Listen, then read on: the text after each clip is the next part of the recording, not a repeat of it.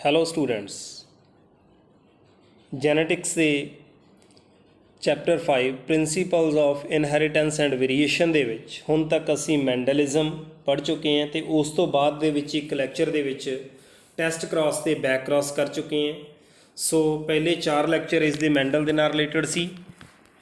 ਪੰਜਵਾਂ ਲੈਕਚਰ ਸੀ ਜੋ ਉਹ ਟੈਸਟ ਕ੍ਰਾਸ ਅਤੇ ਬੈਕ ਕ੍ਰਾਸ ਨਾਲ ਸੀ। ਅਤੇ ਹੁਣ ਜੋ ਅਸੀਂ ਨੈਕਸਟ ਕਰਨ ਜਾ ਰਹੇ ਹਾਂ ਇਹ ਹੈ ਕ੍ਰੋਮੋਸੋਮ ਥਿਊਰੀ ਆਫ ਇਨਹੈਰੀਟੈਂਸ। ਇੱਕ ਬਹੁਤ ਹੀ ਇੰਪੋਰਟੈਂਟ ਟੌਪਿਕ ਬਣਦਾ ਇਸ ਚੈਪਟਰ ਦਾ। ਇਹ ਟੌਪਿਕ ਐਕਚੁਅਲੀ ਇੱਕ ਬ੍ਰਿਜ ਦਾ ਕੰਮ ਕਰ ਰਿਹਾ ਹੈ ਕਿ ਮੈਂਡਲ ਨੇ ਜੋ ਵਰਕ ਕੀਤਾ ਸੀ ਅਤੇ ਪੋਸਟ ਮੈਂਡੇਲੀਅਨ ਚੇਂਜਸ ਉਸ ਵਰਕ ਨੂੰ ਯੂਜ਼ ਕਰਕੇ ਬਾਅਦ ਦੇ ਸਾਇੰਟਿਸਟ ਨੇ ਹੁਣ ਤੱਕ ਕੀ ਕੁਝ ਡਿਸਕਵਰ ਕੀਤਾ, ਉਸ ਬ੍ਰਿਜ ਦਾ ਕੰਮ ਕਰ ਰਹੀ ਹੈ ਸਾਡੇ ਕੋਲ ਕ੍ਰੋਮੋਸੋਮ ਥਿਊਰੀ ਆਫ ਇਨਹੈਰੀਟੈਂਸ।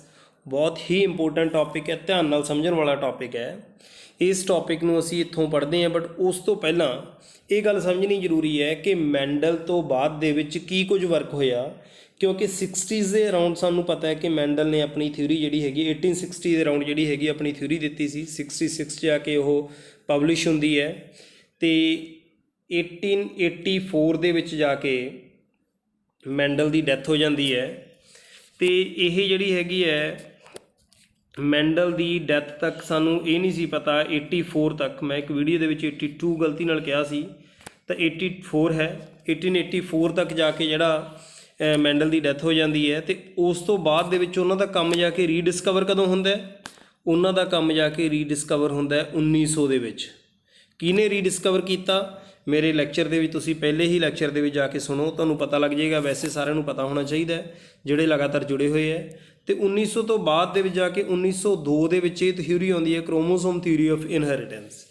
ਤਾਂ 1884 ਤੋਂ ਬਾਅਦ 'ਚ 1902 ਤੱਕ ਇਹ ਥਿਊਰੀ ਦੇ ਆਉਂਦੇ ਇਹੋ ਜਿਹਾ ਕੀ ਕੁਝ ਹੋ ਗਿਆ, ਇਹੋ ਜਿਹੀਆਂ ਕਿਹੜੀਆਂ ਐਡਵਾਂਸਮੈਂਟਸ ਹੋ ਗਈਆਂ ਜਿਹੜੀਆਂ ਐਡਵਾਂਸਮੈਂਟਸ ਦੇ ਨਾਲ ਉਹੀ ਮੈਂਡਲ ਦਾ ਕੀਤਾ ਹੋਇਆ ਕੰਮ ਅਸੀਂ ਇੱਕ ਨਵੇਂ ਕੰਸੈਪਟ ਦੇ ਵਿੱਚ ਸਮਝਣਾ ਸ਼ੁਰੂ ਕਰਤਾ। ਕੰਮ ਉਹੀ ਸੀ, ਕ੍ਰਾਸ ਉਹੀ ਸੀ, ਬਟ ਕੁਝ ਨਵਾਂ ਹੋ ਗਿਆ ਸੀ। ਸਾਡਾ ਸਮਝਣ ਦਾ ਨਜ਼ਰੀਆ ਬਦਲ ਚੁੱਕਿਆ ਸੀ। ਸਾਡੇ ਹੁਣ ਤੱਕ ਦੇ ਸਾਇੰਟਿਸਟ ਜਿਹੜੇ ਮੈਂਡਲ ਦੇ ਵਰਕ ਨੂੰ ਨਹੀਂ ਸੀ ਮੰਨਦੇ, ਉਹਨਾਂ ਨੇ ਮੈਂਡਲ ਦੇ ਵਰਕ ਨੂੰ ਮੰਨਣਾ ਸ਼ੁਰੂ ਕਰਤਾ ਸੀ। ਤਾਂ ਇਸ ਥਿਊਰੀ ਨੂੰ ਸਮਝਣ ਤੋਂ ਪਹਿਲਾਂ ਇਹ ਪਤਾ ਹੋਣਾ ਚਾਹੀਦਾ ਹੈ ਕਿ ਡਿਊਰਿੰਗ ਦੈਟ ਸਾਡੇ ਕੋਲ ਕੀ ਕੁਝ ਹੋਇਆ। ਸਭ ਤੋਂ ਇੰਪੋਰਟੈਂਟ ਗੱਲ ਤਾਂ ਇਹ ਹੈ ਕਿ ਮੈਂਡਲ ਨੇ ਜਿਹੜੇ ਟ੍ਰੇਟਸ ਦੀ ਗੱਲ ਕੀਤੀ ਸੀ ਉਹਨਾਂ ਯੂਨਿਟ ਆਫ ਹੈਰੀਡਿਟੀ ਨੂੰ ਮੈਂਡਲ ਦੇ ਟਾਈਮ 'ਤੇ ਅਸੀਂ ਨਾਮ ਦਿੱਤਾ ਸੀ ਫੈਕਟਰ ਦਾ, ਬਟ ਹੁਣ ਅਸੀਂ ਉਹਨਾਂ ਨੂੰ ਨਾਮ ਦੇ ਰਹੇ ਹਾਂ ਜੀਨਸ ਦਾ। ਸੋ ਇਹ ਗੱਲ ਹੈ। ਦੈਨ ਜਿਹੜੇ ਫੈਕਟਰ ਸੀ ਮੈਂਡਲ ਦੇ ਨਾਮ 'ਤੇ ਫੈਕਟਰ ਜਾਂ ਸੋ ਕਾਲਡ ਜੀਨਸ, ਇਹ ਤਾਂ ਇਕੱਲੇ ਨਾਮ ਦਾ ਹੀ ਫਰਕ ਹੈ। ਮੈਂਡਲ ਨੂੰ ਇਹ ਨਹੀਂ ਸੀ ਪਤਾ ਕਿ ਇਹ ਜਿਹੜੇ ਫੈਕਟਰਸ ਨੇ, ਉਹਨੂੰ ਇਹ ਤਾਂ ਪਤਾ ਸੀ ਕਿ ਦੇਰ ਇਜ਼ ਸਮਥਿੰਗ ਜਿਹੜਾ ਇੱਕ ਪੇਰੈਂਟ ਤੋਂ ਆਫਸਪ੍ਰਿੰਗ ਤੱਕ ਜਾ ਰਿਹਾ ਹੈ, ਜਿਸ ਸਮਥਿੰਗ ਨੂੰ ਉਸਨੇ ਫੈਕਟਰਸ ਦਾ ਨਾਮ ਦਿੱਤਾ ਜਾਂ ਅਸੀਂ ਜੀਨ ਕਹਿ ਰਹੇ ਹਾਂ। ਬਟ ਮੈਂਡਲ ਨੂੰ ਇਹ ਨਹੀਂ ਸੀ ਗੱਲ ਕਲੀਅਰ ਕਿ ਵਟ is the location of those factors in the cell ਦੇ ਨਿਊਕਲੀਅਸ ਦੇ ਵਿੱਚ ਪਏ ਨੇ ਜਾਂ ਕਿੱਥੇ ਪ੍ਰੈਜ਼ੈਂਟ ਹੈਗੇ ਹੈ। ਐਂਡ ਦੂਸਰੀ ਗੱਲ ਇਹ ਸੀ ਕਿ ਸਾਨੂੰ ਤਾਂ ਉਦੋਂ ਤੱਕ ਇਹ ਵੀ ਨਹੀਂ ਸੀ ਪਤਾ ਕਿ ਰੀਪਰੋਡਕਸ਼ਨ ਦਾ ਜਿਹੜਾ ਪ੍ਰੋਸੈਸ ਹੈ, ਰੀਪਰੋਡਕਸ਼ਨ ਦੇ ਪ੍ਰੋਸੈਸ ਦੇ ਵਿੱਚ ਜਿਹੜਾ ਹੈਗਾ ਕਿਹਦਾ ਰੋਲ ਹੁੰਦਾ ਹੈ, ਨਿਊਕਲੀਅਸ ਦਾ ਰੋਲ ਹੁੰਦਾ ਜਾਂ ਕਿਸ ਦਾ ਰੋਲ ਹੁੰਦਾ, ਇਹ ਵੀ ਨਹੀਂ ਸੀ ਸਾਨੂੰ ਪਤਾ। ਸੋ ਜੇ ਅਸੀਂ ਗੱਲ ਕਰੀਏ ਮੈਂਡਲਿਜ਼ਮ ਦੀ, ਉਹਨਾਂ ਦੀ ਗੱਲ ਕਰੀਏ, ਜੇ ਅਸੀਂ ਕਹਿ ਦਈਏ ਕਿ ਸਾਨੂੰ ਤਾਂ ਜੀ ਰੀਪਰੋਡਕਸ਼ਨ ਵਾਲਾ ਚੈਪਟਰ ਨਹੀਂ ਆਉਂਦਾ ਸੀ, ਇਹ ਕਿਵੇਂ ਸਮਝ ਲਾਂਗੇ? ਤਾਂ ਬੇਟਾ ਜਦੋਂ ਮੈਂਡਲ ਦਾ ਕੰਮ ਹੋਇਆ ਈਵਨ ਐਟ ਦੈਟ ਟਾਈਮ ਵੀ ਸਾਨੂੰ ਇਹ ਗੱਲ ਨਹੀਂ ਸੀ ਪਤਾ ਕਿ ਜਿਹੜਾ ਹੈਗਾ what is the role of nucleus in reproduction. ਅਤੇ ਸਭ ਤੋਂ ਇੰਪੋਰਟੈਂਟ ਗੱਲ, ਰੀਪਰੋਡਕਸ਼ਨ ਦਾ ਪੂਰਾ ਚੈਪਟਰ ਜਿਹੜਾ ਹੈਗਾ ਉਹ ਕਿਹਦੇ ਅਰਾਊਂਡ ਸੈਕਸ਼ੂਅਲ ਰੀਪਰੋਡਕਸ਼ਨ ਦਾ ਘੁੰਮਦਾ ਹੁੰਦਾ ਹੈ? ਉਹ ਮਿਓਸਿਸ ਦੇ ਅਰਾਊਂਡ ਘੁੰਮਦਾ ਹੈ। ਅਤੇ ਸਾਨੂੰ ਮੈਂਡਲ ਦੇ ਕੰਮ ਦੇ ਟਾਈਮ 'ਤੇ ਇਹ ਵੀ ਨਹੀਂ ਸੀ ਪਤਾ ਕਿ ਮਿਓਸਿਸ ਕੀ ਹੁੰਦੀ ਹੈ ਅਤੇ ਮਾਈਟੋਸਿਸ ਕੀ ਹੁੰਦੀ ਹੈ।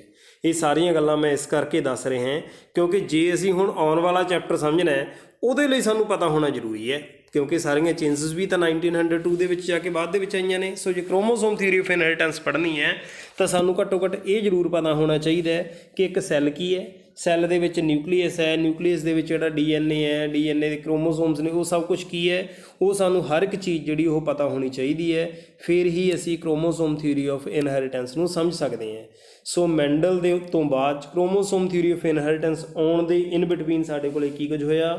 ਸਾਨੂੰ ਇਹ ਪਤਾ ਲੱਗ ਗਿਆ ਕਿ ਨਿਊਕਲੀਅਸ ਦਾ ਕੀ ਰੋਲ ਹੈ ਰਿਪਰੋਡਕਸ਼ਨ 'ਚ, ਕ੍ਰੋਮੋਸੋਮਸ ਕੀ ਹੁੰਦੇ ਹੈ, ਮਾਈਟੋਸਿਸ ਕੀ ਹੁੰਦੇ ਨੇ, ਮਿਓਸਿਸ ਕੀ ਹੁੰਦੇ ਨੇ। ਸੋ ਇਹ ਸਭ ਚੀਜ਼ਾਂ ਸਾਨੂੰ ਪਤਾ ਲੱਗੀਆਂ। ਦੈਨ ਕ੍ਰੋਮੋਸੋਮ ਇਵੈਂਟਸ ਕਿਹੜੇ ਹੋ ਰਹੇ ਹੈ ਮਿਓਸਿਸ ਦੇ ਵਿੱਚ, ਫਲੈਮਿੰਗ ਨੇ ਸਾਨੂੰ 1882 ਦੇ ਵਿੱਚ ਜਾ ਕੇ ਦੱਸਿਆ। Then transmission of hereditary information from parent to offspring ਕਿਵੇਂ ਹੋ ਰਹੀ ਹੈ, ਸਭ ਕੁਝ ਸਾਨੂੰ ਕਲੀਅਰ ਹੋਇਆ। ਤੇ 1902 ਦੇ ਵਿੱਚ ਜਾ ਕੇ ਸੌਟਨ ਤੇ ਵੌਬਰੀ ਸਾਨੂੰ ਇੰਡੀਪੈਂਡੈਂਟਲੀ ਦੋਨੋਂ ਸਾਇੰਟਿਸਟ ਇੱਕ ਥਿਊਰੀ ਪ੍ਰਪੋਜ਼ ਕਰਦੇ which is called chromosome theory of inheritance. So chromosome theory of inheritance ਨੂੰ ਸਮਝਣ ਤੋਂ ਪਹਿਲਾਂ ਥੋੜ੍ਹੀ ਜਿਹੀ ਅਸੀਂ ਇੱਕ ਵਾਰ ਨਜ਼ਰ ਜਿਹੜੀ ਹੈਗੀ ਉਹ ਸੈੱਲ ਦੇ ਸੀਨ 'ਤੇ ਮਾਰਦੇ ਹਾਂ ਕਿ ਸੈੱਲ ਦੇ ਵਿੱਚ ਕਿਸ ਤਰ੍ਹਾਂ ਦਾ ਜਿਹੜਾ ਹੈਗਾ ਸਿਚੁਏਸ਼ਨ ਸਾਡੇ ਕੋਲ ਹੈਗੀ ਹੈ। ਸੋ ਇਸ ਸਕਰੀਨ 'ਤੇ ਜੋ ਤੁਹਾਨੂੰ ਦਿਖਾਈ ਦੇ ਰਿਹਾ ਹੈ ਇਹ ਹੈਗਾ ਸੀਨ ਇੱਕ ਸੈੱਲ ਦਾ ਸੀਨ। ਇਸ ਸੈੱਲ ਦੇ ਵਿੱਚ ਅਸੀਂ ਕੀ ਦੇਖ ਰਹੇ ਹਾਂ ਕਿ ਇੱਕ ਸੈੱਲ ਮੈਂਬਰੇਨ ਹੈ, ਸੈੱਲ ਆਰਗੈਨਲਿਜ਼ ਨੇ, then there is nucleus. Cell ਦੇ ਵਿੱਚ ਨਿਊਕਲੀਅਸ ਹੈਗਾ ਅਤੇ ਨਿਊਕਲੀਅਸ ਦੇ ਵਿੱਚ ਜਿਹੜੀਆਂ ਛੋਟੀਆਂ ਛੋਟੀਆਂ ਯੂਨਿਟਸ ਤੁਹਾਨੂੰ ਇਸ ਤਰ੍ਹਾਂ ਦੀਆਂ ਯੂਨਿਟਸ ਦਿਖਾਈ ਦੇ ਰਹੀਆਂ ਨੇ, ਇਹ ਸਾਰੀਆਂ ਯੂਨਿਟਸ ਹੈਗੀਆਂ ਕ੍ਰੋਮੋਜ਼ੋਮਸ। ਕ੍ਰੋਮੋਜ਼ੋਮ ਦਾ ਸਟਰਕਚਰ ਬਾਹਰ ਇਨਲਾਰਜ ਕਰਕੇ ਦਿਖਾਇਆ ਹੋਇਆ, ਇਹ ਹੈ ਜੀ ਸਾਡੇ ਕੋਲ ਕ੍ਰੋਮੋਸੋਮ ਦਾ ਸਟਰਕਚਰ, ਜਿਸ 'ਚ 2 ਕ੍ਰੋਮੈਟਿਡ ਨੇ ਸੈਂਟਰੀਓਲ 'ਤੇ ਜੁੜੇ ਹੋਏ ਹੈ। ਇਸ ਤੋਂ ਬਾਅਦ ਸੈਂਟਰੋਮੀਅਰ 'ਤੇ ਇਸ ਤੋਂ ਬਾਅਦ ਦੇ ਸਾਡੇ ਕੋਲ ਇਹ ਕ੍ਰੋਮੋਸੋਮ ਦੀ ਅਸੀਂ ਇੱਕ ਜਿਹੜਾ ਹੈਗਾ ਕ੍ਰੋਮੈਟਿਡ ਨੂੰ ਖੋਲ੍ਹ ਕੇ ਦੇਖਿਆ ਹੋਇਆ ਕਿ ਇਹ ਕਿਸ ਤਰ੍ਹਾਂ ਦਾ ਇਹਦਾ ਕਿਸ ਤਰ੍ਹਾਂ ਦਾ ਸਟਰਕਚਰ ਹੈ। ਤਾਂ ਇਹਦੇ ਵਿੱਚ ਅਸੀਂ ਦੇਖਦੇ ਹਾਂ ਕਿ DNA ਜਿਹੜਾ ਹੈਗਾ ਅਲੋਂਗ ਵਿਦ ਪ੍ਰੋਟੀਨ ਇਹ ਸਾਰਾ ਬਣਿਆ ਹੋਇਆ। ਦੈਨ ਜਿਹੜਾ ਇਸਦਾ ਸਟਰਕਚਰ ਅਲਟੀਮੇਟ ਸਟਰਕਚਰ ਹੈ ਸਾਨੂੰ DNA ਦਾ ਸਟਰਕਚਰ ਦਿਖਾਈ ਦੇ ਰਿਹਾ ਅਤੇ ਇਸ DNA ਦੇ ਇੱਕ ਸੈਗਮੈਂਟ ਨੂੰ ਅਸੀਂ ਬੋਲਦੇ ਹਾਂ ਜੀਨ। ਜਿਹੜੀ ਗੱਲ ਮੈਂ ਕਹਿ ਰਿਹਾ ਸੀ ਕਿ ਮੈਂਡਲ ਨੂੰ ਇਹ ਸਭ ਕੁਝ ਤਾਂ ਪਤਾ ਸੀ ਕਿ ਕਿਵੇਂ ਹੈਰੀਡਿਟਰੀ ਇਨਫੋਰਮੇਸ਼ਨ ਟਰਾਂਸਫਰ ਹੋ ਰਹੀ ਹੈ, ਬਟ ਐਕਚੁਅਲੀ ਉਹ ਫੈਕਟਰਸ, ਉਹ ਜੀਨਸ ਦੀ ਲੋਕੇਸ਼ਨ ਕੀ ਹੈ ਉਹ ਨਹੀਂ ਸੀ ਪਤਾ। ਤਾਂ ਉਹ ਜੀਨਸ ਦੀ ਲੋਕੇਸ਼ਨ ਹੁਣ ਇੱਥੋਂ ਤੁਹਾਨੂੰ ਕਲੀਅਰ ਹੋ ਗਈ ਹੋਏਗੀ ਕਿ ਸੈੱਲ ਹੈ, ਨਿਊਕਲੀਅਸ ਹੈ, ਉਸ ਦੇ ਵਿੱਚ ਨਿਊਕਲੀਅਸ 'ਚ ਕ੍ਰੋਮੋਸੋਮਸ ਨੇ। ਕ੍ਰੋਮੋਸੋਮ ਕਾਹਦੇ ਕੰਪੋਜ਼ਡ ਹੈ? DNA ਅਤੇ ਪ੍ਰੋਟੀਨਸ ਦੇ। ਅਤੇ ਉਸ DNA ਦੇ ਇੱਕ ਸੈਗਮੈਂਟ ਨੂੰ ਅਸੀਂ ਬੋਲਦੇ ਹਾਂ ਜੀਨ। ਅਤੇ ਜੀਨ ਹੀ ਹੈਗੇ ਨੇ ਜਿਹੜੇ ਸਾਡੀ ਸਾਰੀ ਹੈਰੀਡਿਟਰੀ ਇਨਫੋਰਮੇਸ਼ਨ ਨੂੰ ਕੰਟਰੋਲ ਕਰਦੇ ਹੈ। ਇਹਦਾ ਮਤਲਬ ਇਹ ਯੂਨਿਟ ਆਫ ਇਨਹੈਰੀਟੈਂਸ ਪ੍ਰੈਜ਼ੈਂਟ ਕਿੱਥੇ ਹੈ? This is located in DNA, DNA in chromosome, chromosome in nucleus. ਇਹਦਾ ਮਤਲਬ ਸਾਡੀ ਹੈਰੀਡਿਟਰੀ ਇਨਫੋਰਮੇਸ਼ਨ ਇਹ ਯੂਨਿਟਸ ਦੀ ਫਾਰਮ ਦੇ ਵਿੱਚ ਪ੍ਰੈਜ਼ੈਂਟ ਹੈਗੀ ਹੈ ਇਨ ਦਾ ਨਿਊਕਲੀਅਸ ਆਫ ਸੈੱਲ। ਹੁਣ ਅਸੀਂ ਆਪਣੇ ਮੇਨ ਟੌਪਿਕ ਵੱਲ ਜਾਂਦੇ ਹਾਂ। ਤਾਂ ਅਸੀਂ ਕਰ ਰਹੇ ਸੀ ਕ੍ਰੋਮੋਸੋਮ ਥਿਊਰੀ ਆਫ ਇਨਹੈਰੀਟੈਂਸ। ਹੁਣ ਅਸੀਂ ਇਹਨਾਂ ਗੱਲਾਂ ਨੂੰ ਕਰ ਲੈਣ ਤੋਂ ਬਾਅਦ ਇਹ ਸਮਝ ਸਕਦੇ ਹਾਂ ਕਿ ਕੀ ਚੀਜ਼ ਹੈ। So according to this theory believes that chromosomes are the vehicles of the hereditary information। ਜਿਹੜੀ hereditary information ਦੇ vehicles ਅਸੀਂ factors ਨੂੰ ਮੰਨ ਰਹੇ ਹਾਂ, genes ਨੂੰ ਮੰਨ ਰਹੇ ਹਾਂ, ਤਾਂ according to this theory ਕਿ ਉਸ hereditary information ਦੇ vehicle ਸਾਡੇ ਕੋਲੇ ਕੀ ਨੇ? ਉਹ ਹੈਗੇ ਨੇ ਜੀ ਸਾਡੇ chromosomes which possess the Mendelian factors or genes। ਤੇ ਜਿਹੜੇ ਮੈਂਡਲ ਦੇ ਫੈਕਟਰਸ ਜਾਂ ਜੀਨ ਦੀ ਅਸੀਂ ਗੱਲ ਕਰ ਰਹੇ ਹਾਂ ਉਹ ਮੈਂਡਲ ਦੇ ਫੈਕਟਰ ਜਾਂ ਜੀਨਸ ਕਿੱਥੇ ਪ੍ਰੈਜ਼ੈਂਟ ਨੇ? ਉਹ ਕ੍ਰੋਮੋਜ਼ੋਮਸ ਦੇ ਉੱਤੇ ਪ੍ਰੈਜ਼ੈਂਟ ਨੇ। And it is the chromosome which segregate and assort independently. ਅਤੇ ਜਿਹੜੀ ਮੈਂਡਲ ਨੇ ਗੱਲ ਕੀਤੀ ਸੀ ਲਾਅ ਆਫ ਸੈਗਰੀਗੇਸ਼ਨ ਦੀ ਅਤੇ ਲਾਅ ਆਫ ਇੰਡੀਪੈਂਡੈਂਟ ਅਸੌਰਟਮੈਂਟ ਦੀ, ਮੈਂਡਲ ਨੇ ਕਿਹਾ ਸੀ ਕਿ ਇੱਕ ਕਰੈਕਟਰ ਨੂੰ ਕੰਟਰੋਲ ਕਰਨ ਵਾਲੇ ਦੋਨੋਂ ਫੈਕਟਰਸ ਸੈਗਰੀਗੇਟ ਹੋ ਜਾਂਦੇ ਨੇ at the time of gamete formation. According to this theory this is actually the chromosome, it is actually the chromosome. ਇਹ ਅਸਲ ਦੇ ਵਿੱਚ ਕ੍ਰੋਮੋਸੋਮਸ ਨੇ ਜਿਹੜੇ ਸੈਗਰੀਗੇਟ ਹੁੰਦੇ ਨੇ। ਜਿਹੜੇ ਮੈਂਡਲ ਨੇ ਕਿਹਾ ਸੀ ਕਿ ਫੈਕਟਰ ਸੈਗਰੀਗੇਟ ਹੁੰਦੇ ਨੇ, ਅਕੋਰਡਿੰਗ ਟੂ ਦਿਸ ਥਿਊਰੀ ਕਿ ਅਸਲ 'ਚ ਕ੍ਰੋਮੋਸੋਮ ਸੈਗਰੀਗੇਟ ਹੁੰਦੇ ਨੇ ਐਂਡ ਅਸੌਰਟ ਇੰਡੀਪੈਂਡੈਂਟਲੀ। ਜਿਹੜੀ ਗੱਲ ਕਹੀ ਸੀ ਕਿ ਇੱਕ ਕਰੈਕਟਰ ਦੇ ਫੈਕਟਰਸ ਦੇ segregate independently of the factors of another character, ਉਹ ਚੀਜ਼ ਇੱਥੇ ਐਪਲੀਕੇਬਲ ਹੈ ਕਿ ਅਸਲ 'ਚ ਫੈਕਟਰ ਨਹੀਂ ਇੰਡੀਪੈਂਡੈਂਟਲੀ ਸੈਪਰੇਟ ਹੋ ਰਹੇ, ਕ੍ਰੋਮੋਸੋਮਸ ਇੱਕ ਦੂਜੇ ਤੋਂ ਇੰਡੀਪੈਂਡੈਂਟਲੀ ਅਸੌਰਟ ਹੋ ਰਹੇ ਨੇ during transmission from one generation to next. So ਬਹੁਤ ਹੀ ਕੰਪਲੀਟ ਡੈਫੀਨੇਸ਼ਨ ਹੈਗੀ ਹੈ। ਇਸ ਡੈਫੀਨੇਸ਼ਨ ਦੇ ਵਿੱਚ ਹਰ ਇੱਕ ਚੀਜ਼ ਬੜੀ ਕਲੀਅਰ ਹੈਗੀ ਹੈ। ਇੱਕ ਗੱਲ ਕੀ ਹੈ ਮੈਂ ਦੁਬਾਰਾ ਫਿਰ ਦੱਸ ਰਿਹਾ ਕਿ according to this theory chromosomes are the vehicles of hereditary information. ਇੱਥੋਂ ਤੱਕ ਗੱਲ ਕਲੀਅਰ ਹੋ ਗਈ ਕਿ ਜਿਹੜੀਆਂ ਯੂਨਿਟਸ ਕਹਿ ਰਹੇ ਹਾਂ, ਜਿਹੜੇ ਵਹੀਕਲਸ ਅਸੀਂ ਕਹਿ ਰਹੇ ਹਾਂ, ਐਕਚੁਅਲੀ ਕ੍ਰੋਮੋਜ਼ੋਮਸ ਨੇ। ਐਂਡ ਦੇ ਪੋਜ਼ੈਸ ਮੈਂਡੇਲੀਅਨ ਫੈਕਟਰਸ ਔਰ ਜੀਨਸ। ਅਤੇ ਮੈਂਡਲ ਦੇ ਫੈਕਟਰਸ ਜਾਂ ਜੀਨਸ ਇਹਨਾਂ ਕ੍ਰੋਮੋਜ਼ੋਮਸ ਦੇ ਉੱਤੇ ਹੀ ਪਏ ਨੇ। ਐਂਡ ਇਟ ਇਜ਼ ਦਾ ਕ੍ਰੋਮੋਜ਼ੋਮ, ਅਤੇ ਇਹ ਕ੍ਰੋਮੋਜ਼ੋਮਸ ਹੀ ਹੈਗੇ ਨੇ ਜਿਹੜੇ ਸੈਪਰੇਟ ਹੋ ਰਹੇ ਨੇ ਅਤੇ ਇੰਡੀਪੈਂਡੈਂਟਲੀ ਅਸੌਰਟ ਹੋ ਰਹੇ ਹੈ। ਕਦੋਂ?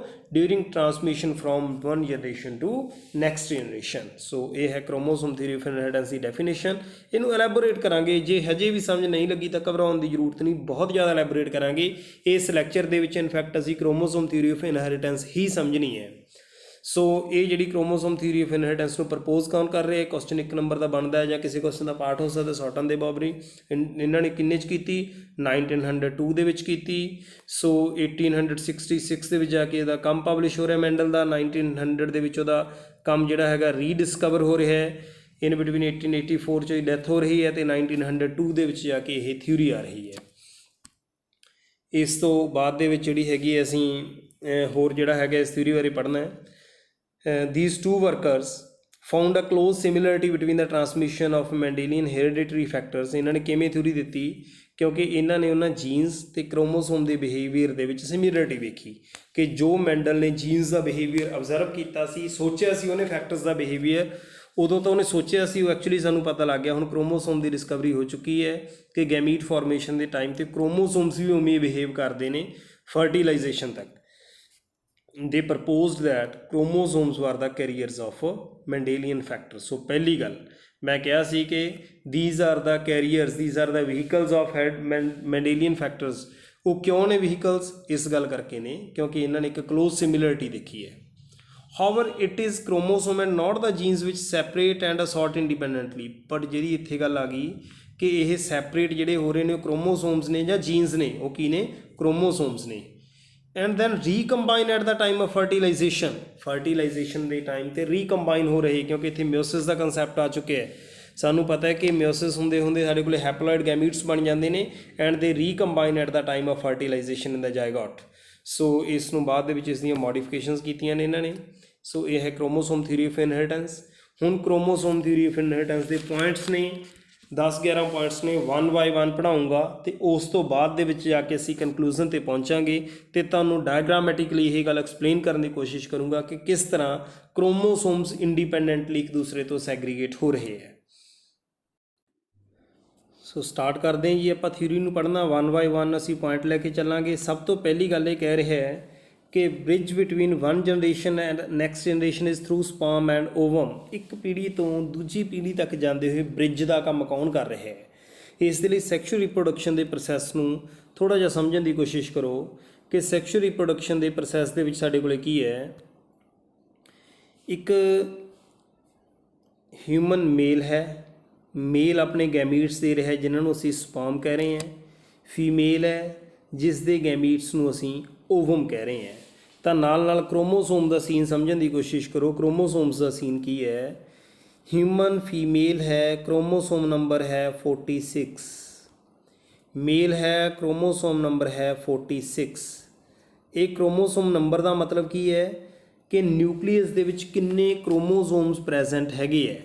ਤਾਂ ਇੱਕ ਫੀਮੇਲ ਦੇ ਨਿਊਕਲੀਅਸ 46 ਕ੍ਰੋਮੋਸੋਮ ਸੀਗੇ ਅਤੇ ਇਸ ਨੇ ਜਦੋਂ ਗੈਮੀਟ ਬਣਾਏ ਤਾਂ ਇੱਥੇ ਮਿਓਸਿਸ ਦਾ ਕੰਸੈਪਟ ਲੱਗਿਆ ਅਤੇ ਮਿਓਸਿਸ ਦੇ ਨਾਲ ਨੰਬਰ ਆਫ ਕ੍ਰੋਮੋਸੋਮ ਹਾਫ ਰਹਿ ਗਿਆ ਅਤੇ 23 ਕ੍ਰੋਮੋਸੋਮਸ ਦਾ ਐਗ ਜਿਹੜਾ ਹੈਗਾ ਉਹ ਬਣ ਗਿਆ। ਇੱਧਰ ਸਪਰਮ ਬਣ ਗਏ ਜਿਹੜੇ ਕਿ 23 ਕ੍ਰੋਮੋਸੋਮਸ ਇਹਨਾਂ ਕੋਲ ਹੈਗੇ ਹੈ। ਤਾਂ ਐਗ ਅਤੇ ਸਪਰਮ ਰੀਕੰਬਾਈਨ ਕਰ ਰਹੇ ਹੈ during fertilization at the time of zygote formation. ਜਦੋਂ ਜਾਈਗੋਟ ਫਾਰਮੇਸ਼ਨ ਹੋ ਗਈ ਦੁਬਾਰਾ ਫਿਰ ਜਿਹੜਾ ਹੈਗਾ 46 ਕ੍ਰੋਮੋਸੋਮ ਨੰਬਰ ਰਿਟੇਨ ਕਰ ਲਿਆ। ਇਹਦਾ ਮਤਲਬ ਇਸ ਜਾਈਗੋਟ ਤੋਂ ਨੈਕਸਟ ਜਨਰੇਸ਼ਨ ਬਣਨੀ ਹੈ। ਇਟ ਮੀਨਸ ਜਿਹੜੀ ਇਹ ਨੈਕਸਟ ਜਨਰੇਸ਼ਨ ਹੈਗੀ ਹੈ, ਜਿਹੜੇ ਇਹ ਇੰਡੀਵਿਜੂਅਲ ਹੈਗਾ ਇਸ ਇੰਡੀਵਿਜੂਅਲ ਨੇ ਆਪਣੇ ਕਰੈਕਟਰਸ ਕਿਹਦੇ ਤੋਂ ਲਏ ਹੈ, ਮੇਲ ਤੋਂ ਐਜ਼ ਵੈਲ ਐਜ਼ ਫੀਮੇਲ ਤੋਂ, ਦੋਨਾਂ ਤੋਂ ਲਏ ਹੈ। ਮੇਲ ਨੇ ਕਿਹਦੇ ਥਰੂ ਦਿੱਤੇ ਹੈ, ਸਪਰਮ ਦੇ ਥਰੂ। ਫੀਮੇਲ ਨੇ ਕਿਹਦੇ ਥਰੂ ਦਿੱਤੇ ਹੈ, ਐਗ ਦੇ ਥਰੂ। ਬੜੀ ਸਿੰਪਲ ਗੱਲ ਹੈ ਅਤੇ ਇਹੀ ਸਿੰਪਲ ਤਾਂ ਉਸ ਦਾ ਪਹਿਲਾ ਪੁਆਇੰਟ ਹੈ ਥਿਊਰੀ ਦਾ। ਪਹਿਲਾ ਪੁਆਇੰਟ ਸਾਡੇ ਕੋਲ ਕੀ ਕਹਿ ਰਿਹਾ ਹੈ, ਪਹਿਲਾ ਪੁਆਇੰਟ ਬਿਲਕੁਲ ਇਹੀ ਗੱਲ ਕਹਿ ਰਿਹਾ ਹੈ ਕਿ bridge between one generation and the next is through sperm and ovum. These two must carry all the hereditary information. ਕਿਉਂਕਿ ਇੱਕ ਜਨਰੇਸ਼ਨ ਤੋਂ ਦੂਜੀ ਜਨਰੇਸ਼ਨ ਤੱਕ ਜਾਂਦੇ ਜਾਂਦੇ ਸਾਡੇ ਕੋਲ ਇਨ ਬਿਟਵੀਨ ਆ ਕੀ ਰਿਹਾ, ਇਨ ਬਿਟਵੀਨ ਇੱਧਰੋਂ ਐਗ ਆ ਰਿਹਾ ਅਤੇ ਇੱਧਰੋਂ ਕੀ ਆ ਰਿਹਾ, ਸਪਰਮ। ਇਹਦਾ ਮਤਲਬ ਜਿੰਨੀ ਵੀ ਹੈਰੀਡਿਟਰੀ ਇਨਫੋਰਮੇਸ਼ਨ ਹੈ ਡੈਫੀਨੇਟ ਜੀ ਗੱਲ ਹੈ ਕਿ ਉਹ ਸਾਰੀ ਦੀ ਸਾਰੀ ਇਨਫੋਰਮੇਸ਼ਨ ਇਹਨਾਂ ਐਗ ਅਤੇ ਸਪਰਮ ਕੋਲ ਹੋਣੀ ਚਾਹੀਦੀ ਹੈ। ਇਹ ਸਾਡਾ ਪਹਿਲਾ ਪੁਆਇੰਟ ਸੀ। ਨੈਕਸਟ ਆਪਣੇ ਕੋਲ ਗੱਲ ਹੈਗੀ ਹੈ ਕਿ both sperm and egg contribute equally in the heredity of the offspring. ਜਿਵੇਂ ਮੈਂ ਹੁਣੇ ਪਿਕਚਰ ਦੇ ਵਿੱਚ ਦਿਖਾਇਆ ਕਿ ਦੋਨੇ equal number of chromosome share ਕਰ ਰਹੇ ਹੈ। The sperm provides only nuclear part. Sperm ਦਾ ਕੀ ਹੈ, ਸਿਰਫ ਨਿਊਕਲੀਅਸ ਹੈ ਅਤੇ ਉਸ ਦੇ ਵਿੱਚੋਂ ਸਾਰੀ ਇਨਫੋਰਮੇਸ਼ਨ ਆ ਰਹੀ ਹੈ। As such hereditary characters must be carried by nuclear material. ਤਾਂ ਹੁਣ ਜਿਹੜੀ ਗੱਲ ਸਮਝਣ ਵਾਲੀ ਹੈ ਦੂਸਰੇ ਪੁਆਇੰਟ ਦੇ ਵਿੱਚ, ਉਹ ਗੱਲ ਇਹ ਹੈ ਕਿ ਸਾਨੂੰ ਇੱਥੇ ਗੱਲ ਦੱਸੀ ਗਈ ਹੈ ਕਿ ਇਹਦੇ ਸਪਰਮ ਆ ਰਹੇ, ਇਹਦਾ ਐਗ ਆ ਰਿਹਾ ਹੈ। ਬਟ ਜੇ ਸਪਰਮ ਦੀ ਤੁਸੀਂ ਧਿਆਨ ਨਾਲ ਸਮਝੋ ਤਾਂ ਇਹ ਜਿਹੜਾ ਹੈਗਾ ਐਗ ਐਗ ਦੇ ਉੱਤੇ ਸਪਰਮ ਇਸ ਤਰੀਕੇ ਨਾਲ ਲੱਗ ਜਾਂਦਾ ਹੈ। ਜਦੋਂ ਫਰਟੀਲਾਈਜੇਸ਼ਨ ਹੁੰਦੀ ਹੈ ਤਾਂ ਸਪਰਮ ਦਾ ਸਿਰਫ ਨਿਊਕਲੀਅਸ ਹੀ ਅੰਦਰ ਮੂਵ ਕਰ ਰਿਹਾ ਹੈ। ਇਹਦਾ ਮਤਲਬ ਜਿਹੜੀ ਮੇਲ ਦੀ ਹੈਰੀਡਿਟਰੀ ਇਨਫੋਰਮੇਸ਼ਨ ਸੀ ਉਹ ਇੱਥੇ ਜਾਇਗੋਟ ਬਣਨ ਤੱਕ ਆ ਰਹੀ ਹੈ।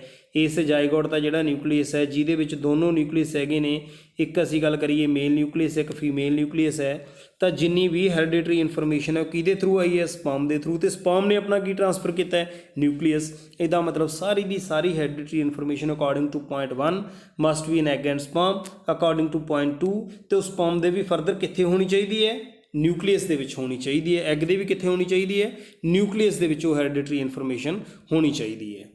Then point 3 nucleus contain chromosome. हुण न्यूक्लीयस कोले वो इन्फॉर्मेशन किहदे फॉर्म दे विच, according to this three nuclear contain that information in the form of chromosomes. ਇਹਦਾ मतलब सारी हैरिडिटरी इन्फॉर्मेशन सारे ट्रेट्स कित्थे प्रेजेंट होने चाहिए ने, क्रोमोसोम्स के उत्ते प्रेजेंट होने चाहिए। ਇਹਦਾ मतलब पॉइंट तीजे तक आउंदे आउंदे असीं क्रोमोसोम तक पहुँच गए। पहला कहंदा सारी इन्फॉर्मेशन किहदे कोले होवे, एग कोले होवे ते स्पर्म कोले होवे। दूसरा कहता जी इन्हां दा तां कल्ला फिर न्यूक्लीयस ही ट्रांसफर होंदा, ਇਹਦਾ मतलब सारी इन्फॉर्मेशन कित्थे होवे, न्यूक्लीयस कोले।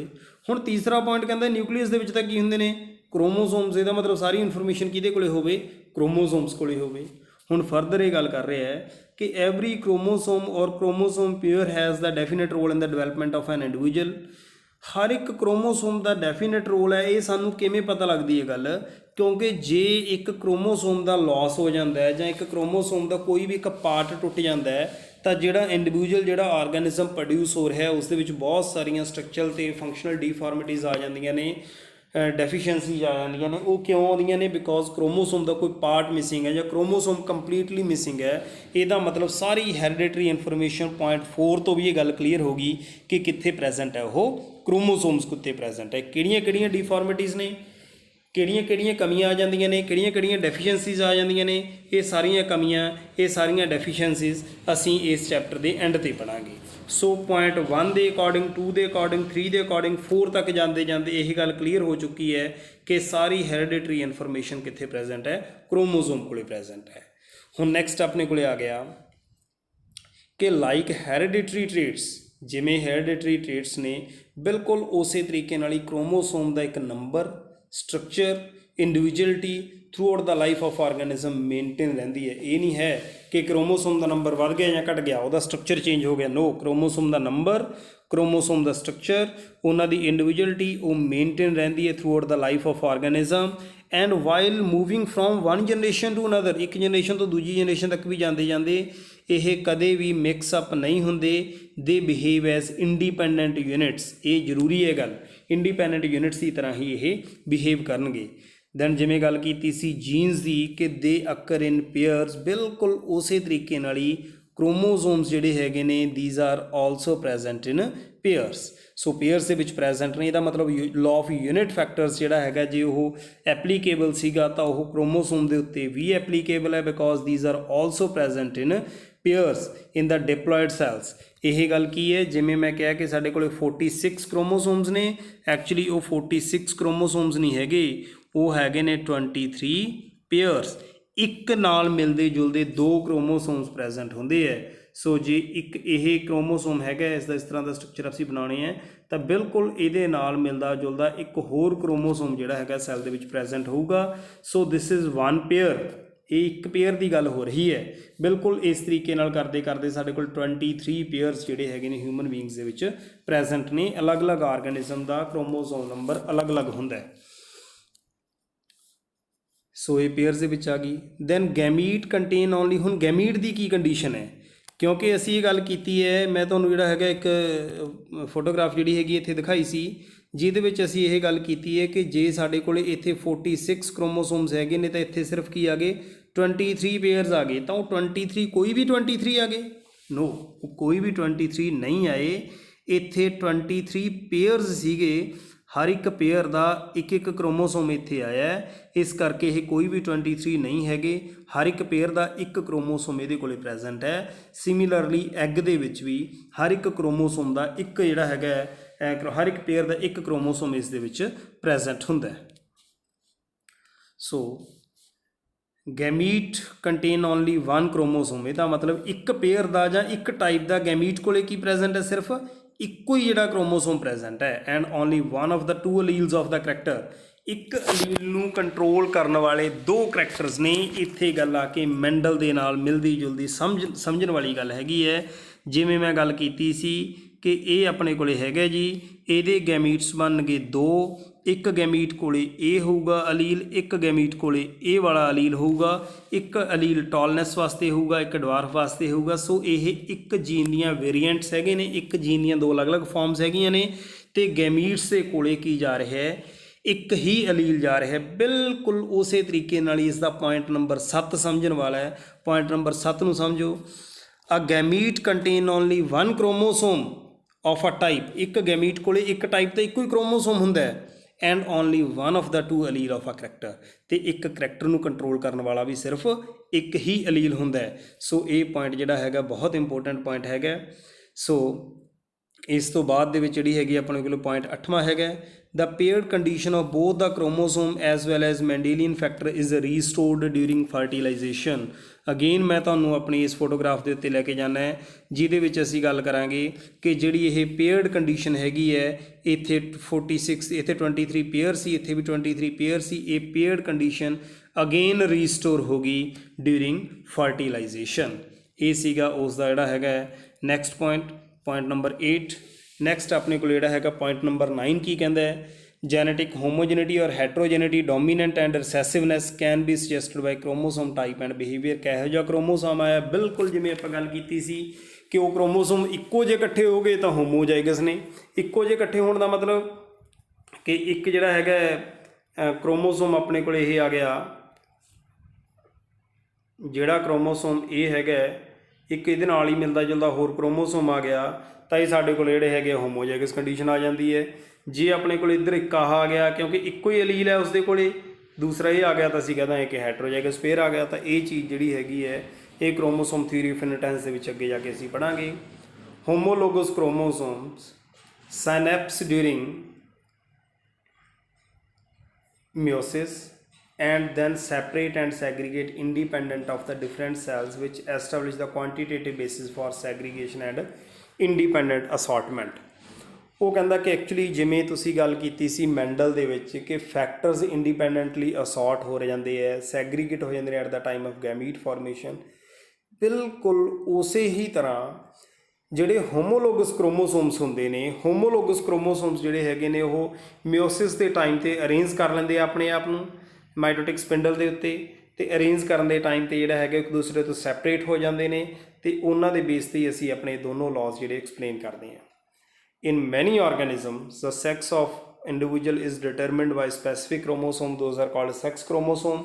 ਉਹ ਇਹਨਾਂ 23 ਪੇਅਰਸ ਦੇ ਵਿੱਚ ਇੱਕ ਪੇਅਰ ਹੈਗਾ ਜਿਹੜਾ ਸੈਕਸ ਨੂੰ ਡਿਟਰਮਿਨ ਕਰਦਾ ਹੈਗਾ। ਸੋ ਇਹ ਹੈਗੇ ਸੀ ਕ੍ਰੋਮੋਸੋਮ ਥਿਊਰੀ ਆਫ ਇਨਹੈਰੀਟੈਂਸ ਦੇ ਸਾਰੇ ਪੁਆਇੰਟਸ। ਇਹਨਾਂ ਪੁਆਇੰਟਸ ਨੂੰ ਹੁਣ ਅਸੀਂ ਸਮਝਣ ਦੀ ਕੋਸ਼ਿਸ਼ ਕਰਦੇ ਹਾਂ ਇੱਕ ਫੋਟੋਗ੍ਰਾਫ ਦੀ ਹੈਲਪ ਨਾਲ। ਸੋ ਕ੍ਰੋਮੋਸੋਮ ਥਿਊਰੀ ਆਫ ਇਨਹੈਰੀਟੈਂਸ ਨੂੰ ਸਮਝਣ ਦੇ ਲਈ ਡਾਇਗਰਾਮ ਜੋ ਤੁਹਾਡੇ ਕੋਲ ਦਿੱਤਾ ਹੋਇਆ ਇਸ ਨੂੰ ਸਮਝਣ ਦੀ ਕੋਸ਼ਿਸ਼ ਕਰਦੇ ਹਾਂ। ਇਸ ਨੂੰ ਬੜੇ ਆਰਾਮ ਨਾਲ ਸਮਝਣਾ, ਕੁਝ ਵੀ ਜਿਹੜਾ ਹੈਗਾ ਇਸ ਦੇ ਵਿੱਚ ਔਖਾ ਨਹੀਂ ਹੈਗਾ, ਸਿਰਫ ਇੱਕ ਵਾਰ ਸਮਝ ਲੱਗ ਜਾਣ ਦੀ ਗੱਲ ਹੈ। ਇਸ ਤੋਂ ਬਾਅਦ ਕ੍ਰੋਮੋਸੋਮ ਥਿਊਰੀ ਆਫ ਇਨਹੈਰੀਟੈਂਸ ਤੁਹਾਡੇ ਵਾਸਤੇ ਬਹੁਤ ਸੌਖੀ ਹੋਣ ਵਾਲੀ ਹੈ। ਤਾਂ ਅਸੀਂ ਗੱਲ ਕਰਦੇ ਹਾਂ ਇੱਥੋਂ, ਅਸੀਂ ਮੰਨ ਕੇ ਚਲੋ ਇਸ ਨੂੰ ਸਟਾਰਟਿੰਗ ਪੁਆਇੰਟ ਜਿਹੜਾ ਹੈਗਾ ਉਹ ਤੁਸੀਂ ਮੰਨਣਾ ਹੈ। ਇਸ ਸਟਾਰਟਿੰਗ ਪੁਆਇੰਟ ਦੇ ਵਿੱਚ ਇਹ ਆਪਣੇ ਕੋਲ ਇੱਕ ਸੈੱਲ ਹੈ, ਇਸ ਸੈੱਲ ਤੋਂ ਨੀਚੇ ਵਾਲਾ ਸਾਰਾ ਅਸੀਂ ਸਿਸਟਮ ਵੇਖਾਂਗੇ। ਸੈਕਿੰਡ ਸਾਈਡ ਇਸ ਦੀ ਭੁੱਲ ਜੋ ਹਜੇ ਕੀ ਹੈ, ਇੱਕ ਸਾਈਡ ਬਾਰੇ ਜਿਹੜਾ ਹੈਗਾ ਬਿਲਕੁਲ ਸੋਚੋ ਤੁਸੀਂ। ਤਾਂ ਇੱਧਰ ਆਪਣੇ ਕੋਲੇ ਕੀ ਦਿਖਾਇਆ ਹੋਇਆ ਹੈ ਕਿ ਇੱਕ ਸੈੱਲ ਹੈ, ਉੱਪਰ ਵਾਲੇ ਡਾਇਗਰਾਮ ਨੂੰ ਵੀ ਭੁੱਲ ਜਾਓ, ਇੱਥੋਂ ਸਟਾਰਟ ਕਰ ਰਹੇ ਹਾਂ। ਇੱਕ ਸੈੱਲ ਹੈ, ਇਸ ਸੈੱਲ ਦੇ ਵਿੱਚ 1 2 3 4 ਕ੍ਰੋਮੋਸੋਮਸ ਪ੍ਰੈਜ਼ੈਂਟ ਹੈ। ਮੈਂ ਇਹਨਾਂ 4 ਕ੍ਰੋਮੋਸੋਮਸ ਨੂੰ 2 ਪੇਅਰ ਲਿਖ ਸਕਦਾ, ਬਿਲਕੁਲ ਲਿਖ ਸਕਦਾ, ਕਿਉਂਕਿ ਇਹਦੇ ਵਿੱਚ ਜਿਹੜੇ ਹੈਗੇ ਨੇ ਹੋਮੋਲੋਗਸ ਪੇਅਰ ਹੈਗਾ ਇਹ ਪਿੰਕ ਪਿੰਕ ਬਲੂ ਬਲੂ। ਤਾਂ ਇੱਕ ਪੇਅਰ ਸਾਡੇ ਕੋਲ ਪਿੰਕ ਦਾ ਹੋ ਗਿਆ, ਇੱਕ ਪੇਅਰ ਸਾਡੇ ਕੋਲ ਬਲੂ ਦਾ ਹੋ ਗਿਆ। ਉੱਤੇ Y R small Y capital Y R ਕੀ ਲਿਖਿਆ ਹੋਇਆ, ਨਥਿੰਗ, ਕੁਛ ਨਹੀਂ ਉਸ ਦੇ ਵਿੱਚੋਂ ਪੜ੍ਹਨਾ ਤੁਸੀਂ, ਸਿਰਫ ਸਿੰਪਲ ਪ੍ਰੋਸੈਸ ਆਫ ਮਿਓਸਿਸ ਨੂੰ ਸਮਝਣ ਦੀ ਕੋਸ਼ਿਸ਼ ਕਰਦੇ ਹਾਂ। ਤਾਂ ਇੱਥੇ ਮਿਓਸਿਸ ਹੁੰਦੀ ਹੈ, ਮਿਓਸਿਸ ਦੇ ਵਿੱਚ ਕੀ ਹੁੰਦਾ, ਕ੍ਰੋਮੋਸੋਮ ਨੰਬਰ ਹਾਫ ਰਹਿ ਜਾਂਦਾ ਹੁੰਦਾ ਹੈ। ਸਾਨੂੰ ਸਭ ਨੂੰ ਪਤਾ ਕਿ ਮਿਓਸਿਸ ਦੇ 2 ਪਾਰਟ ਹੁੰਦੇ, ਮਿਓਸਿਸ 1 ਐਂਡ ਮਿਓਸਿਸ 2। ਮਿਓਸਿਸ 1 ਰਿਡਕਸ਼ਨਲ ਡਿਵੀਜ਼ਨ ਹੁੰਦੀ ਹੈ ਅਤੇ ਮਿਓਸਿਸ 2 ਜਿਹੜੀ ਹੈ ਇਕੁਏਸ਼ਨਲ ਡਿਵੀਜ਼ਨ ਹੁੰਦੀ ਹੈ। ਮਿਓਸਿਸ 2 ਇਜ਼ ਜਸਟ ਲਾਈਕ ਮਾਈਟੋਸਿਸ। ਤਾਂ ਸਭ ਤੋਂ ਪਹਿਲਾਂ ਮਿਓਸਿਸ 1 ਹੁੰਦੀ ਹੈ ਜਿਹਦੇ ਵਿੱਚ ਰਿਡਕਸ਼ਨਲ ਡਿਵੀਜ਼ਨ ਹੋਣੀ ਹੈ, ਜਿਹਦੇ ਵਿੱਚ ਨੰਬਰ ਆਫ ਕ੍ਰੋਮੋਸੋਮ ਹਾਫ ਰਹਿ ਜਾਂਦਾ ਹੈ। ਤਾਂ ਹੁਣ ਇੱਥੇ ਅਸੀਂ ਗੱਲ ਕਰਦੇ ਹਾਂ ਕਿ ਇੱਕ ਪੇਅਰ ਹੈ, ਇੱਕ ਪੇਅਰ ਦਾ ਕ੍ਰੋਮੋਸੋਮ ਇੱਕ ਹੈ, ਆਹ ਦੂਸਰਾ ਕ੍ਰੋਮੋਸੋਮ ਹੈ। ਜਦੋਂ ਇੱਥੇ ਮਿਓਸਿਸ 1 ਹੋਈ, ਇੱਕ ਕ੍ਰੋਮੋਸੋਮ ਇੱਧਰ ਆ ਗਿਆ ਤੇ ਇੱਕ ਕ੍ਰੋਮੋਸੋਮ ਇੱਧਰ ਚਲਿਆ ਗਿਆ, ਮਤਲਬ ਕਿ ਇੱਕ ਪੇਅਰ ਦੇ ਦੋਨੋਂ ਕ੍ਰੋਮੋਸੋਮ ਸੈਗਰੀਗੇਟ ਹੋ ਰਹੇ ਹੈ ਡਿਊਰਿੰਗ ਮਿਓਸਿਸ। ਮਿਓਸਿਸ ਦਾ ਮਤਲਬ ਗੈਮੀਟ ਫਾਰਮੇਸ਼ਨ ਹੀ ਹੈ ਜੀ, ਕਿਉਂਕਿ ਗੈਮੀਟ ਫਾਰਮੇਸ਼ਨ ਦੇ ਟਾਈਮ ਤੇ ਹੀ ਮਿਓਸਿਸ ਹੋਣੀ ਹੈ। ਇਹਦਾ ਮਤਲਬ ਗੈਮੀਟ ਫਾਰਮੇਸ਼ਨ ਦੇ ਟਾਈਮ ਤੇ ਇੱਕ ਕਰੈਕਟਰ ਨੂੰ ਕੰਟਰੋਲ ਕਰਨ ਵਾਲੇ ਜਿਹੜੇ ਦੋਨੋਂ ਫੈਕਟਰਸ ਹੁੰਦੇ ਨੇ, ਜਿਵੇਂ ਉਹ ਸੈਪਰੇਟ ਹੁੰਦੇ ਸੀ, ਬਿਲਕੁਲ ਉਸੇ ਤਰੀਕੇ ਨਾਲ ਹੀ according to chromosome theory of inheritance ਇੱਕ ਹੋਮੋਲੋਗਸ ਸੈੱਟ ਦੇ ਦੋਨੋਂ ਕ੍ਰੋਮੋਸੋਮ ਸੈਪਰੇਟ ਹੋ ਰਹੇ ਹੈ at the time of gamete formation. ਇੱਕ ਗੈਮੀਟ ਕੋਲੇ ਆ ਗਿਆ, ਦੂਸਰਾ ਦੂਸਰੇ ਕੋਲੇ, ਬਿਲਕੁਲ ਉਸੇ ਤਰੀਕੇ ਨਾਲ ਹੀ ਬਲੂ ਦਾ ਇੱਕ ਇੱਧਰ ਆ ਗਿਆ, ਇੱਕ ਬਲੂ ਜਿਹੜਾ ਹੈਗਾ ਉਹ ਦੂਸਰੀ ਸਾਈਡ 'ਤੇ ਚਲਿਆ ਗਿਆ। ਤਾਂ ਮਿਓਸਿਸ 1 ਜਿਹੜੀ ਕੰਪਲੀਟ ਹੋ ਗਈ। ਮਿਓਸਿਸ 1 ਦੇ ਵਿੱਚ ਕੋਈ ਵੀ ਕ੍ਰੋਮੋਸੋਮ ਡਿਵਾਈਡ ਨਹੀਂ ਹੋਇਆ, ਕ੍ਰੋਮੋਸੋਮ ਨੇ ਆਪਣੀ ਸ਼ੇਪ ਸਟਰਕਚਰ ਰਿਟੇਨ ਰੱਖਿਆ, ਬਿਲਕੁਲ ਉਸੇ ਤਰੀਕੇ ਨਾਲ ਹੀ ਕ੍ਰੋਮੋਸੋਮ ਚਲਿਆ ਗਿਆ, 2 ਡਾਟਰ ਸੈਲਸ ਕੋਲੇ ਚਲੇ ਗਏ, ਮਤਲਬ ਕਿ ਇੱਕ ਸੈੱਟ ਜਿਹੜਾ ਸੀਗਾ ਉਹ ਸੈੱਟ ਅਲੱਗ ਹੋ ਗਿਆ, ਦੂਸਰਾ ਸੈੱਟ ਅਲੱਗ ਹੋ ਗਿਆ। ਸੋ ਜੇ ਮੈਂ ਇੱਥੇ 4 ਕ੍ਰੋਮੋਸੋਮ ਦੀ ਗੱਲ ਕਰਦੇ ਹਾਂ, 4 'ਚੋਂ 2 ਕ੍ਰੋਮੋਸੋਮ ਇੱਧਰ ਆ ਗਏ, 2 ਉੱਧਰ ਆ ਗਏ। ਆਏ ਕਿਵੇਂ? ਇਹ ਇਸ ਤਰੀਕੇ ਨਾਲ ਆਏ ਕਿ ਹਰ ਇੱਕ ਸੈੱਟ ਦਾ ਜਿਹੜਾ ਹੈਗਾ ਇੱਕ ਪੇਅਰ ਦਾ ਇੱਕ ਕ੍ਰੋਮੋਸੋਮ ਇੱਕ ਸੈੱਲ ਕੋਲੇ ਤੇ ਉਸ ਪੇਅਰ ਦਾ ਦੂਸਰਾ ਕ੍ਰੋਮੋਸੋਮ ਦੂਸਰੇ ਕੋਲੇ, ਇਸ ਤਰੀਕੇ ਨਾਲ ਸੈਪਰੇਟ ਜਿਹੜੇ ਹੋ ਗਏ। ਇਸ ਤਰੀਕੇ ਨਾਲ ਬਿਲਕੁਲ ਨਹੀਂ ਹੋਇਆ ਕਿ ਇੱਕ ਕੋਲੇ ਦੋਨੋਂ ਪਿੰਕ ਚਲੇ ਜਾਣ ਤੇ ਇੱਕ ਕੋਲੇ ਦੋਨੋਂ ਬਲੂ ਚਲੇ ਜਾਣ, ਇਸ ਤਰੀਕੇ ਨਾਲ ਨਹੀਂ ਹੋ ਸਕਦਾ। ਤਾਂ ਹੁਣ ਨੈਕਸਟ ਕੀ ਹੁੰਦਾ ਹੈ? ਨੈਕਸਟ ਇੱਥੇ ਮਿਓਸਿਸ 2 ਹੁੰਦੀ ਹੈ, ਜਿਹੜੀ ਬਿਲਕੁਲ ਰਿਡਕਸ਼ਨਲ ਡਿਵੀਜ਼ਨ, ਜਿਹੜੀ ਮਾਈਟੋਸਿਸ ਦੀ ਤਰ੍ਹਾਂ ਹੁੰਦੀ ਹੈ, ਇਕੁਏਸ਼ਨਲ ਡਿਵੀਜ਼ਨ ਹੁੰਦੀ ਹੈ। ਉਸੇ ਤਰੀਕੇ ਨਾਲ ਹੀ ਇਹ 'ਚ ਵੀ ਪ੍ਰੋਫੇਸ 2 ਮੈਟਾਫੇਸ 2 ਐਨਾਫੇਸ 2 ਟੀਲੋਫੇਸ 2 ਆਊਗਾ। ਤਾਂ ਮੈਟਾਫੇਸ 2 ਦੇ ਟਾਈਮ ਦੇ ਉੱਤੇ ਇਹ ਜਦੋਂ ਅਰੇਂਜ ਕਰ ਜਾਣਗੇ ਤਾਂ ਹੁਣ ਜਿਹੜੇ ਆ 2 ਸਿਸਟਰ ਕ੍ਰੋਮੈਟਿਡਸ ਹੈਗੇ ਨੇ, ਸਮਝਣ ਦੀ ਕੋਸ਼ਿਸ਼ ਕਰੋ। ਪਿੰਕ ਵਾਲੇ ਦੇਖੋ, ਇਹ 2 ਸਿਸਟਰ ਕ੍ਰੋਮੈਟਿਡਸ ਹੈਗੇ ਨੇ। ਇਹ ਦੋਨੋਂ ਸਿਸਟਰ ਕ੍ਰੋਮੈਟਿਡ ਸੈਂਟਰੋਮੀਅਰ ਦੇ ਉੱਤੇ ਇੱਕ ਦੂਸਰੇ ਨਾਲ ਜੁੜੇ ਹੋਏ ਨੇ। ਤਾਂ ਸੈਂਟਰੋਮੀਅਰ ਹੁਣ ਟੁੱਟ ਜੂਗਾ ਵਿਚਕਾਰ ਤੋਂ। ਜਦੋਂ ਸੈਂਟਰੋਮੀਅਰ ਟੁੱਟ ਗਿਆ, ਅੱਧਾ ਪਾਰਟ ਇੱਧਰ ਆ ਗਿਆ, ਅੱਧਾ ਪਾਰਟ ਇਹਦੇ ਕੋਲੇ ਆ ਗਿਆ। ਤਾਂ ਇਹ ਵੀ ਕੰਪਲੀਟ ਕ੍ਰੋਮੋਸੋਮ ਹੈ, ਇਹ ਵੀ ਕੰਪਲੀਟ ਕ੍ਰੋਮੋਸੋਮ ਹੈ। ਇਹਦਾ ਮਤਲਬ ਕੀ ਹੋ ਗਿਆ ਕਿ ਜੇ ਇੱਥੇ ਇੱਕ ਪਿੰਕ ਸੀ ਤਾਂ ਇੱਕ ਪਿੰਕ ਇਹਦੇ ਕੋਲੇ ਆ ਗਿਆ, ਇੱਕ ਪਿੰਕ ਇਹਦੇ ਕੋਲੇ ਆ ਗਿਆ। ਬਿਲਕੁਲ ਉਸੇ ਤਰੀਕੇ ਨਾਲ ਹੀ ਬਲੂ ਦਾ ਜਿਹੜਾ ਪਾਰਟ ਇੱਕ ਇਹਦੇ ਕੋਲੇ ਆ ਗਿਆ, ਇੱਕ ਇਹਦੇ ਕੋਲੇ ਆ ਗਿਆ। ਹੁਣ ਜੇ ਦੇਖਿਆ ਜਾਵੇ, ਇਹਦੇ ਕੋਲੇ ਕ੍ਰੋਮੋਸੋਮ ਨੰਬਰ 2 ਹੈ, ਇਹਦੇ ਕੋਲੇ ਵੀ ਕ੍ਰੋਮੋਸੋਮ ਨੰਬਰ 2 ਹੈ, ਬਟ ਜਿੱਥੋਂ ਚੱਲੇ ਸੀ ਇਹਦੇ ਕੋਲੇ ਵੀ ਕ੍ਰੋਮੋਸੋਮ ਨੰਬਰ 2 ਸੀ, ਬਟ ਉੱਤੇ ਸੀ ਕ੍ਰੋਮੋਸੋਮ ਨੰਬਰ 4। ਸੋ ਕ੍ਰੋਮੋਸੋਮ ਨੰਬਰ 4 ਤੋਂ ਚੱਲਦੇ ਅਸੀਂ ਕ੍ਰੋਮੋਸੋਮ ਨੰਬਰ 2 ਤੱਕ ਪਹੁੰਚ ਚੁੱਕੇ ਹਾਂ। ਇਹਦਾ ਮਤਲਬ ਡਿਊਰਿੰਗ ਮਿਓਸਿਸ 1 ਐਂਡ ਮਿਓਸਿਸ 2 ਸਾਡੇ ਕੋਲੇ ਡਿਵੀਜ਼ਨ ਹੋਈ ਅਤੇ ਡਿਵੀਜ਼ਨ ਦੇ ਨਾਲ ਆਪਣੇ ਕੋਲੇ ਸੈੱਲਸ ਬਣ ਗਏ, ਅਤੇ ਜਿਹੜੇ ਸੈੱਲ ਬਣੇ ਉਹਨਾਂ ਕੋਲੇ ਕ੍ਰੋਮੋਸੋਮ ਨੰਬਰ ਹਾਫ ਸੀ ਐਜ਼ ਕੰਪੇਅਰ ਟੂ ਪੇਰੈਂਟ। ਬਿਲਕੁਲ ਉਸੇ ਤਰੀਕੇ ਨਾਲ ਦੂਜੀ ਸਾਈਡ 'ਤੇ ਦੇਖ ਲਓ, ਇੱਥੇ ਇਹ ਡਿਵਾਈਡ ਹੁੰਦਾ, ਇੱਦਾਂ ਇੱਧਰ ਆ ਗਿਆ, ਇੱਦਾਂ ਸੈਂਟਰੋਮੀਅਰ ਡਿਵਾਈਡ ਹੁੰਦਾ, ਬਿਲਕੁਲ ਉਸ ਤਰੀਕੇ ਨਾਲ ਡਿਵਾਈਡ ਹੋ ਗਿਆ, ਇਹ ਦੋਨਾਂ ਦੇ ਵਿੱਚ ਚਲਾ ਗਿਆ। ਸੋ ਇਹ ਹੈਗੀ ਹੈ ਜੀ ਆਪਣੇ ਕੋਲੇ ਕੰਪਲੀਸ਼ਨ ਆਫ ਮਿਓਸਿਸ। ਤਾਂ ਜਦੋਂ ਮਿਓਸਿਸ ਹੋ ਗਈ ਤਾਂ ਗੈਮੀਟਸ ਬਣ ਗਏ। ਸਮਝਣ ਵਾਲੀ ਗੱਲ ਹੈ ਕਿ ਇੱਕ ਸੈੱਲ ਤੋਂ ਇਹ 4 ਗੈਮੀਟਸ ਬਣ ਗਏ। ਜਿਨ੍ਹਾਂ ਨੂੰ ਨਹੀਂ ਸਮਝ ਲੱਗ ਰਿਹਾ ਤਾਂ ਪੈਰਲਲ ਜਿਹੜੀ ਡਾਇਗਰਾਮ ਉਹਦੇ ਉੱਤੇ ਮੈਂ ਕੁਛ ਨਹੀਂ ਬਣਾਇਆ ਹੋਇਆ, ਉਹ ਬਿਲਕੁਲ ਐਸ ਸੱਚ ਪਈ ਹੈ, ਉਹਦੇ 'ਤੇ ਕੁਛ ਵੀ ਡਰਾ ਨਹੀਂ ਕੀਤਾ, ਉਹ ਬਿਲਕੁਲ ਸਾਫ ਡਾਇਗਰਾਮ ਪਈ ਹੈ। ਉੱਥੋਂ ਸਮਝ ਲੱਗ ਰਿਹਾ ਹੈ ਕਿ ਆਹ ਜੀ ਕ੍ਰੋਮੋਸੋਮ ਨੰਬਰ 4 ਸੀ ਅਤੇ ਇੱਥੇ ਆਉਂਦੇ ਕ੍ਰੋਮੋਸੋਮ ਨੰਬਰ 2 ਹੋ ਗਏ। ਕਿਵੇਂ ਹੋ ਗਏ? ਸਭ ਕੁਛ ਇਸ ਡਾਇਗਰਾਮ ਨੂੰ ਦੇਖ ਕੇ ਜਿਵੇਂ ਮੈਂ ਦੱਸਿਆ ਉਵੇਂ ਹੀ ਹੋ ਰਿਹਾ ਮਿਓਸਿਸ 1 ਅਤੇ ਮਿਓਸਿਸ 2 ਦੇ ਥਰੂ। ਸੋ ਇਹ ਤਾਂ ਸੀ ਸਿੰਪਲ ਪ੍ਰੋਸੈਸ ਮਿਓਸਿਸ ਦਾ। ਗੈਮੀਟਸ ਬਣ ਗਏ, ਇਹਨਾਂ ਨੇ ਗੈਮੀਟਸ ਨੇ ਜਾ ਕੇ ਅੱਗੇ ਕੰਬਾਈਨ ਕਰਨਾ ਹੈ, ਅਤੇ ਉਹ ਵੀ ਆਪਾਂ ਜਿਹੜਾ ਹੈਗਾ ਬਿਲਕੁਲ ਉਸੇ ਤਰੀਕੇ ਨਾਲ ਹੀ ਆਪਣਾ ਪੁਨੇਟ ਸਕੁਏਅਰ ਨਾਲ ਕ੍ਰੋਸ ਡਰਾ ਕਰ ਸਕਦੇ ਹਾਂ। ਬਟ ਪੁਨੇਟ ਸਕੁਏਅਰ ਨਾਲ ਕ੍ਰੋਸ ਡਰਾ ਕਰਨ ਤੋਂ ਪਹਿਲਾਂ ਹੁਣ ਇਸ ਨੂੰ ਸਮਝਣ ਦੀ ਕੋਸ਼ਿਸ਼ ਕਰਨੀ ਹੈ ਅਸੀਂ ਉਹ ਕੈਪੀਟਲ ਆਰ ਕੈਪੀਟਲ ਵਾਈ ਦੇ ਅਕੋਰਡਿੰਗਲੀ, ਜਿਵੇਂ ਹੁਣ ਤੱਕ ਅਸੀਂ ਕਰਦੇ ਆਏ ਹਾਂ। ਇੱਥੋਂ ਤੱਕ ਤਾਂ ਮੈਂ ਸਿੰਪਲ ਤੁਹਾਨੂੰ ਮਿਓਸਿਸ ਦਿਖਾਇਆ, ਹਜੇ ਅਸੀਂ ਇਹ ਵਾਈ ਆਰ ਦੇ ਉੱਤੇ ਧਿਆਨ ਨਹੀਂ ਸੀ ਦਿੱਤਾ, ਪਰ ਹੁਣ ਅਸੀਂ ਜਿਹੜਾ ਹੈਗਾ ਉਹ ਵਾਈ ਆਰ ਦੇ ਉੱਤੇ ਧਿਆਨ ਦੇਣ ਵਾਲੇ ਹਾਂ। ਤਾਂ ਸਮਝੋ ਇਸ ਡਾਇਗਰਾਮ ਨੂੰ ਹੁਣ ਦੁਬਾਰਾ ਫੇਰ।